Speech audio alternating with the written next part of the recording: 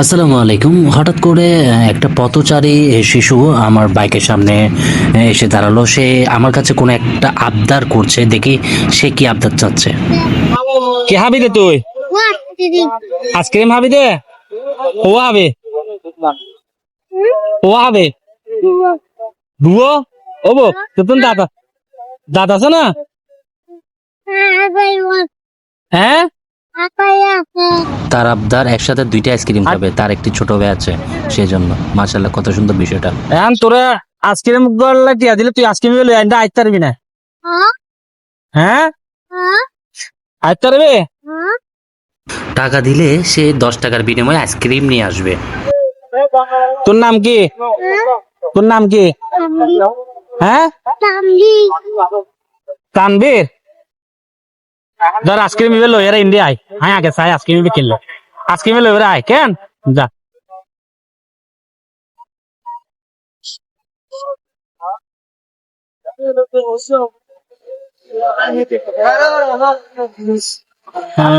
একটা বাচ্চা আমাদের একটা আইসক্রিমের জন্য 10 টাকা চেয়েছে। দেখি তাকে আমি টাকা দিয়েছি। সে আসলে আসছে কিনা আইসক্রিমটা নিয়ে অপেক্ষা রইলাম। 15 মিনিট অপেক্ষার পর সে তার মাকে নিয়ে আসে। তার সাথে আছে তার দুইটা ছোট ভাই। দেখি সে কি বলতে চায়।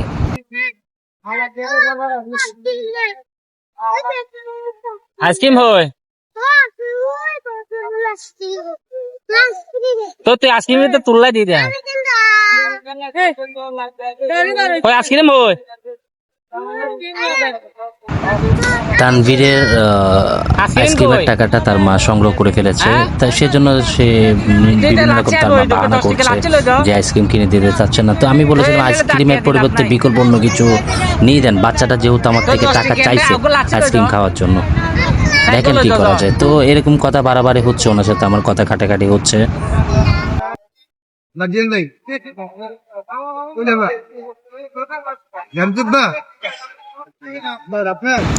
হঠাৎ করে একজন ভদ্র আঙ্কেল আসছে।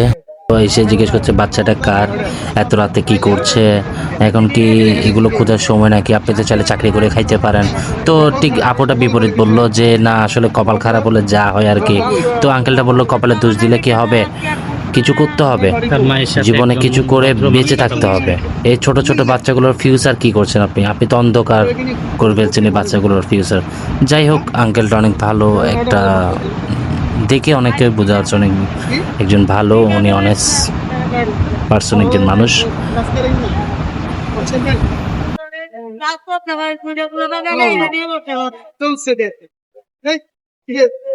ভদ্র আঙ্কেলটা দেখছি খুব মানবিক।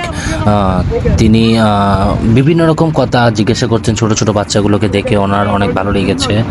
তারপরও উনি ভালো পরামর্শটা দিয়েছেন, বিশেষ করে তানভীরের মাকে। তানভীরের মাকে বলেছে আপনি তো চাইলে কাজ করে খাইতে পারেন। তো যাই হোক, উনি চাচ্ছে বাচ্চাগুলোকে কিছু কিনে দিবে। এরকম করে দোকানের দিকে যাই, দেখতে পাচ্ছি আমি দোকানের দিকে যাচ্ছেন তিনি, সম্ভবত কিছু কিনে দিবে। তা আশঙ্কা করছি ভদ্র আঙ্কেলকে নিয়ে তাই হয়েছে। আঙ্কেল দ্বারা বলছি তোমাকে দিয়ে চিপ নিয়ে যায়, খুশি হয়েছো নি? তানভীরের হাসি মুখ দেখে তাকে প্রশ্ন করলাম সে কোনো স্কুলে বা পড়াশোনা করতে চায় কিনা। পারবে? হ্যাঁ, কোনো সোলাবি নি মাদ্রাসা তুন। তানভীরের সাথে কথা বলার পর বুঝতে পারলাম মাশাআল্লাহ সে অনেক মাদ্রাসা পড়বা।